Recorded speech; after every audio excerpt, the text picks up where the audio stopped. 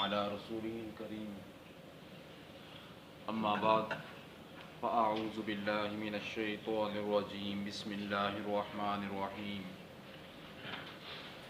آمن الرسول بما أنزل إليه من ربه والمؤمنون كل آمن بالله وملائكته وكتبه ورسله لا نفرق بين أحد من رسله وقالوا سمعنا وأطعنا غفرانك ربنا وإليك المصير صدق الله العظيم اللهم صل على محمد وعلى آل محمد كما صليت على إبراهيم وعلى آل إبراهيم إنك حميد مجيد اللهم بارك على محمد وعلى آل محمد كما باركت على إبراهيم وعلى آل إبراهيم إنك حميد مجيد۔ سامعین محترم، قابل قدر بھائیوں، دوستوں اور بزرگوں، سورہ بقرہ کی آیت نمبر 285 تلاوت کی گئی ہے۔ آیت مبارکہ میں اللہ تبارک و تعالی ایمانیات کا تذکرہ فرما رہے ہیں۔ ہم سب مسلمان ہیں اور دو طرح کے ایمانیات ہمیں بچپن میں سکھائے جاتے ہیں۔ ان میں سے ایک ایمانیات کا نام ایمان مجمل ہے اور دوسرے ایمانیات کا نام ایمان مفصل ہے۔ ایمان مجمل اجمال سے ہے کہ موٹا موٹا، اور مفصل کہتے ہیں تفصیل کو۔ ایمان مجمل کیا ہے کہ آمنت باللہ کما ہوا باسمائہ وصفاتہ وقبلت جمیع احکامی۔ اللہ تبارک و تعالیٰ پر ایمان لے کر آیا میں، اس کی تمام صفات کے ساتھ اور تمام کے تمام اللہ رب العزت کی خوبیوں کے ساتھ، اور میں قبول کرتا ہوں ان اللہ کے سارے احکامات کو اپنے دل سے۔ پھر ایمان مفصل ہے کہ آمنت باللہ و ملائکتہ و کتبہ و رسلہ والیوم الآخر والقدر خیرہ و شرہ من اللہ تعالی والبعث بعد الموت اقرار باللسان و تصدیق بالقلب۔ اس میں 8 ایمانیات کا تذکرہ کیا گیا ہے۔ اللہ کی ذات پر ایمان لانا، اللہ کے فرشتوں پر ایمان لانا، اللہ کی کتابوں پر ایمان لانا، اللہ کے رسولوں پر ایمان لانا، اچھی تقدیر پر اور بری تقدیر پر ایمان لانا، آخرت کے دن پر ایمان لانا، اور اسی کے ساتھ والبعث بعد الموت، موت کے بعد دوبارہ اٹھائے جانے کے اوپر ایمان لے کر آنا۔ تو یہ اس طرح 8 ایمانیات یہ ایمان مفصل کے اندر ذکر کی گئی ہیں۔ لیکن یہاں پر اللہ تبارک و تعالیٰ ان میں سے چند ایمانیات کا تذکرہ کر رہے ہیں۔ چند ایمانیات کا تذکرہ کرنے کا مقصد یہ ہے کہ ایمانیات تو ساری کی ساری چیزیں ہیں، لیکن اہمیت کے اعتبار سے چند کی طرف اللہ رب العزت نے اشارہ فرمایا ہے۔ فرمایا اللہ رب العزت نے آمن الرسول بما انزل الیہ من ربہ والمؤمنون، کہ ایمان لے کر آئے رسول اس چیز پر جو ان کی طرف ان کے رب کی طرف سے نازل کی گئی، والمؤمنون اور ایمان والے بھی۔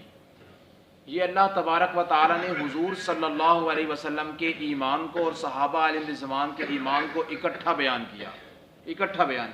حضرت تھانوی رحمہ اللہ تعالیٰ فرماتے ہیں یہ صحابہ علیہ رضوان کی شان ہے کہ حضور صلی اللہ علیہ وسلم کے ایمان کے ساتھ ایک ہی آیت میں ایک ہی لفظ کے ساتھ اللہ رب العزت نے ان کے ایمان کا تذکرہ فرمایا، اس لیے کہ صحابہ علیہ رضوان کا ایمان کامل ہے، لیکن نبی صلی اللہ علیہ وسلم کا ایمان تو اکمل ہے۔ اور نبی کوئی بھی ہے، سب سے پہلے اس نبی پر فرض ہے کہ وہ اپنی نبوت اور رسالت پر ایمان لے کر آئے۔ اپنی نبوت اور رسالت پر سب سے پہلے نبی پر خود فرض ہوتا ہے کہ وہ ایمان لے کر آئے، پھر اس کے بعد نبی دوسرے کو بتلاتا ہے۔ جس نبی کو اپنی نبوت اور رسالت پیغمبری پر یقین ہی نہ ہو تو وہ دوسرے کو تبلیغ نہیں کر سکتا۔ جھوٹے جتنے بھی نبوت کے دعوے دار آئے ہیں ان کو اپنی ذات پر خود ہی اعتبار نہیں تھا کہ ہم اللہ کے نبی ہے یا نہیں ہے۔ جنہوں نے جھوٹے دعوے کیے کہ جیسے مرزا غلام احمد قادیانی ہے، کبھی وہ دعویٰ کرتا ہے کہ میں ولی ہوں، کبھی کہتا ہے میں صاحب کشف ہوں، کبھی کہتا ہے امام مہدی ہوں، کبھی کہتا ہے عیسیٰ ہوں، کبھی کہتا ہے نبی ہوں۔ جس کو خود کو صحیح طرح علم نہ ہو تو وہ نبی نہیں، اس لیے کہ نبی کو اللہ تبارک و تعالیٰ سب سے پہلا حکم یہ دیتے ہیں کہ سب سے پہلے وہ خود ایمان لے کر آئے کہ میں اللہ کا نبی ہوں، میں اللہ کا رسول ہوں، میں اللہ کا پیغمبر ہوں۔ اس لیے آپ صلی اللہ علیہ وسلم کے اوپر سب سے پہلے یہ فرض تھا کہ وہ اپنے اوپر آپ ایمان لے کر آئے کہ اللہ نے مجھے نبوت، رسالت اور پیغمبری کے لیے چن لیا، اور آپ صلی اللہ علیہ وسلم نے اس کو گاہے بگاہے بیان بھی کیا کہ تم پڑھو اشہد ان لا الہ الا اللہ و اشہد ان محمد رسول اللہ، کہ میری گواہی دو کہ میں محمد اللہ کا رسول ہوں. یہ آپ صلی اللہ علیہ وسلم خود پڑھا آپ نے. اور آپ صلی اللہ علیہ وسلم سے روایات میں آتا ہے کہ اذان تو ثابت نہیں ہے کہ آپ صلی اللہ علیہ وسلم نے کبھی اذان دی ہو یا اقامت کہی ہو، یہ آپ صلی اللہ علیہ وسلم ثابت نہیں ہے. لیکن اذان کے اندر اور اقامت کے اندر جو شہادتین ہوتی ہے اس میں گواہی دی جاتی ہے کہ اللہ کی اور اللہ کے رسول صلی اللہ علیہ وسلم کی. یہ گواہی حضور صلی اللہ علیہ وسلم سے متعدد بار ثابت ہے.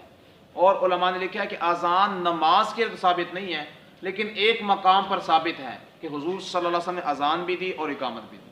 اور حضور صلی اللہ علیہ وسلم سے اس مقام پر اللہ تبارک و تعالی نے خود اذان دلوائی اور اقامت کہلوائی. کیوں؟ اس لیے کہ اللہ تبارک و تعالی تو آگے کے علم کو جاننے والے ہیں کہ آگے کیا ہونے والا ہے. آگے کیا ہونے والا ہے، لوگ کون سی خرافات کی طرف جائیں گے. لوگ جس خرافات کی طرف جائیں گے، اذان کو تبدیل کر دیں گے. اللہ کا رب العزت نے حضور صلی اللہ علیہ وسلم سے خود ان کی زبان سے اذان کہلوائی، اور کہلوائی کہاں پر؟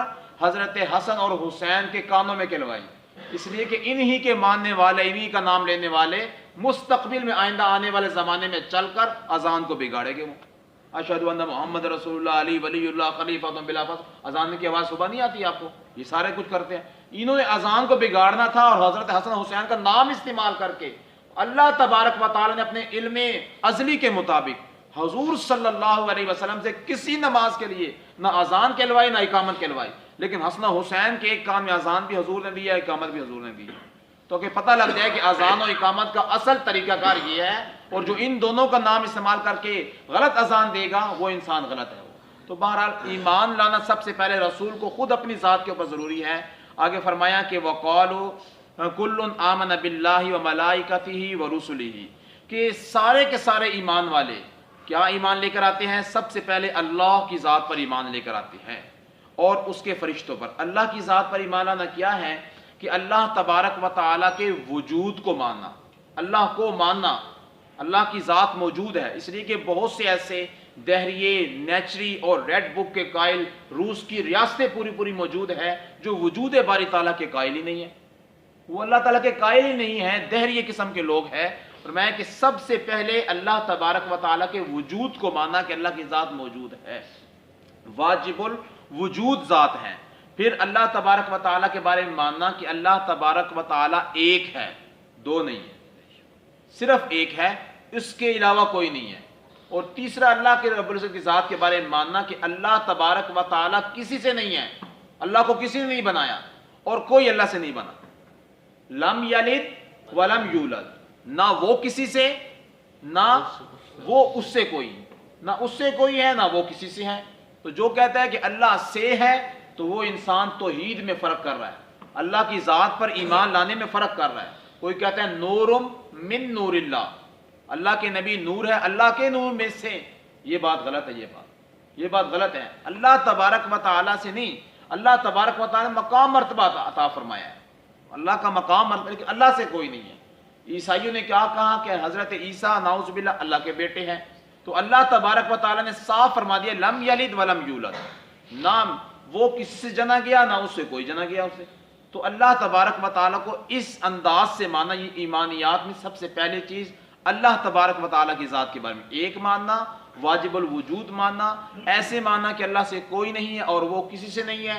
اور اس اعتبار سے ماننا اللہ رب العزت کی ذات کو کہ وہ قادر مطلق ہے، مختار کل ہے، عالم الغیب ہے، حاجت روا مشکل کشا ہے، تمام کے تمام ضروریات کو حل کرنے والی ذات ایک واحد اللہ رب العزت کی ذات ہے. اور وہ ایسی قدرت والی ذات ہے کہ سب کے بغیر سب کے سب کام کر سکتا ہے، اور سب کے سب مل کر اس کے بغیر کوئی کام بھی نہیں کر سکتے.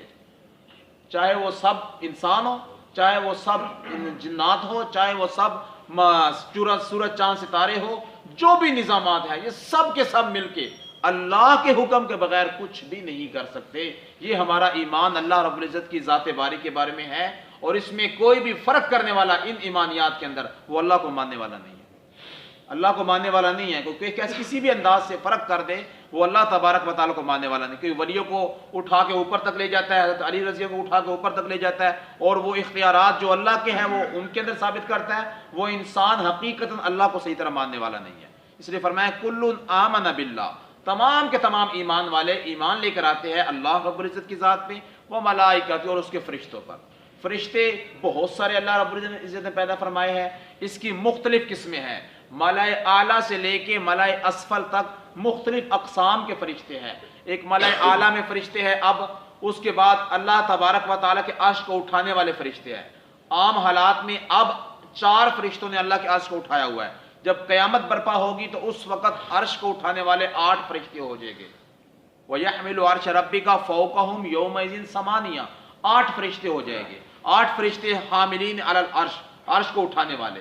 پھر ایک قسم ہوا ہے جو عرش کے قریب چکر لگانے والے ہیں، اور ایک فرشتے ہوا ہے جو حضیرت القدس ہے، اللہ تبارک و تعالیٰ کے تجلیات کے قریب ہے۔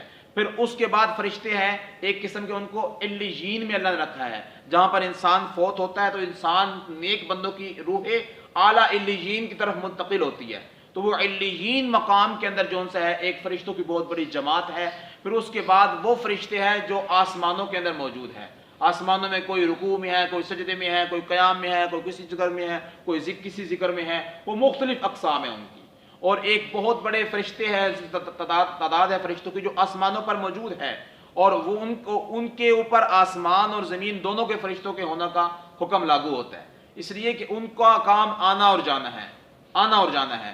ہر روز 70,000 فرشتے، روایات میں آتا ہے کہ بیت اللہ کے اوپر اترتے ہیں، 70,000 فرشتے روز رسول کے پاس آتے ہیں جو درود و سلام پڑھتے ہیں، بیت اللہ پہ اترتے ہیں، وہاں پر وہ طواف کرتے ہیں، پھر وہ چلے جاتے ہیں طواف کر کے، پھر قیامت تک ان کی باری نہیں آئے گی، اگلے آئے گی، پھر ان کی باری، پھر اگلے آئے گی، پھر ان کی باری، پھر اگلے آئے گا ان کی باری، قیامت تک یہ سلسلہ چلتا رہے گا۔ اتنی کثیر تعداد میں اللہ نے فرشتوں کو پیدا کیا۔ اور پھر نیچے ملائے اسفل ہے جو زمین میں ہے، اور ایک ملائے فرشتے وہ ہے جو ملائکہ فضا ہے، ان کے ہوا، فضا، خلا، آسمان اور زمین کے درمیانی جو چیزیں ہیں وہاں پر وہ فرشتے صرف ہیں، ان کا کام نیچے آنا نہیں ہے، ان کا کام نیچے آنا ان کا کام نہیں ہے، ان کا کام صرف درمیان میں رہنا ہے۔ وہ جو نیک اعمال ہیں انسان کے وہ اوپر تک پہنچاتے ہیں۔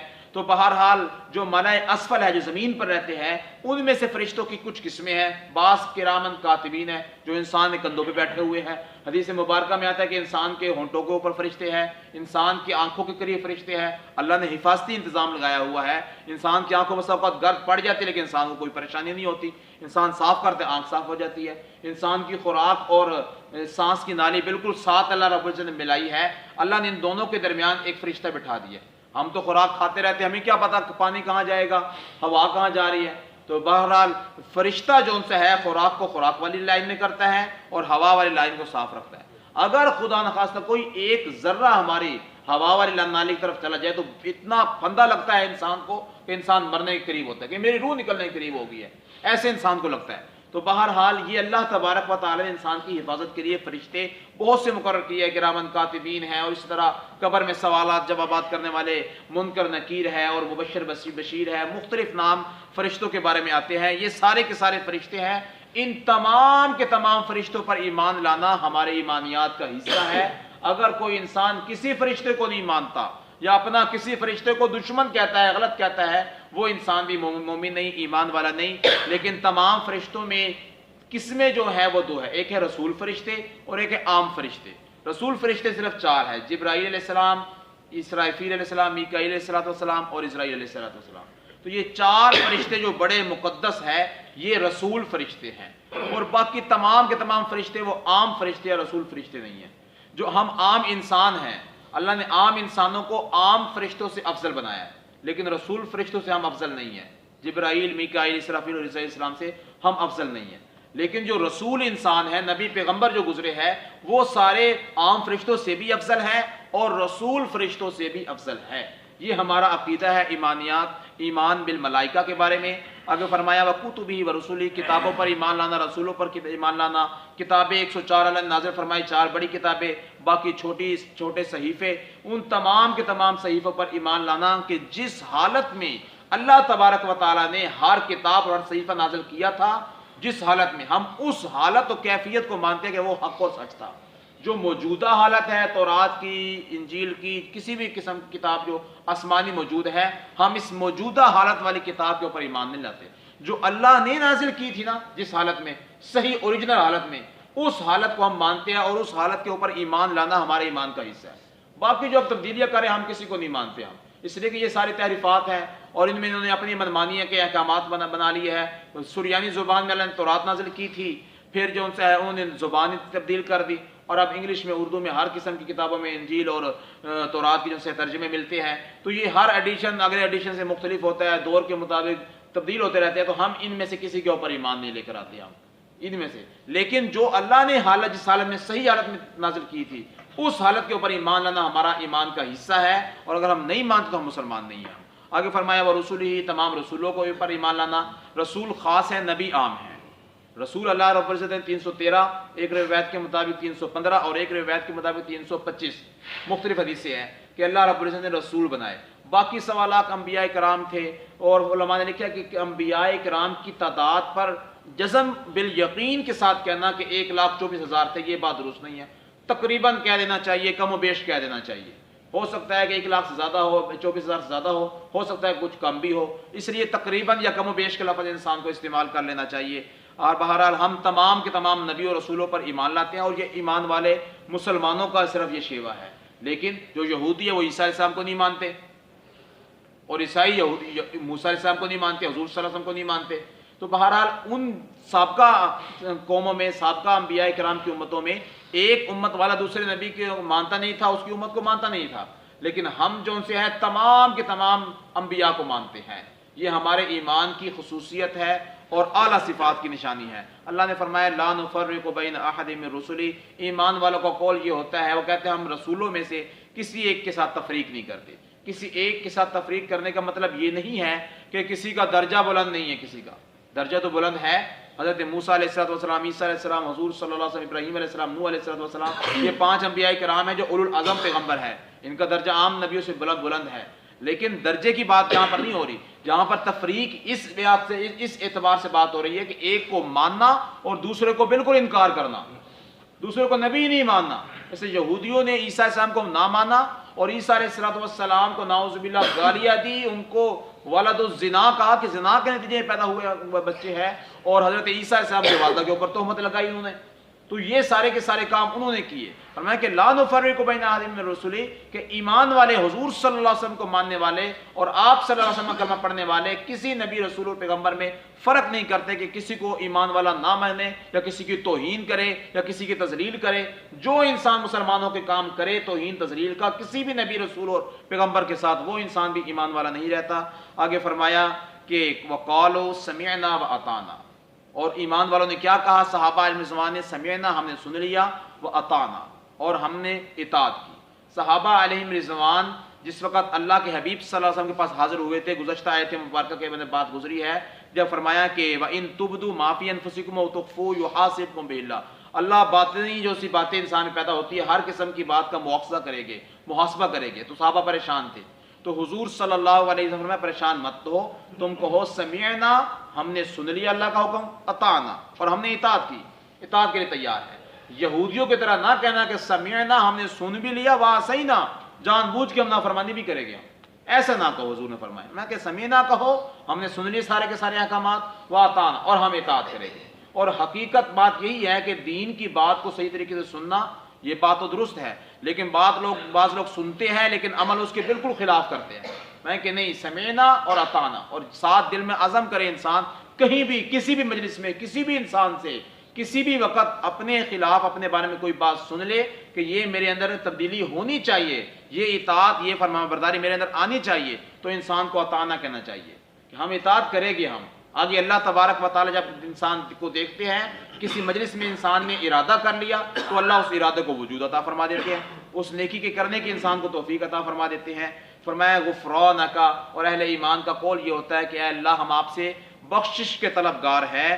ربنا و الیک المصیر، اور اے ہمارے رب ہم نے آپ ہی کی طرف لوٹ کر آنا ہے.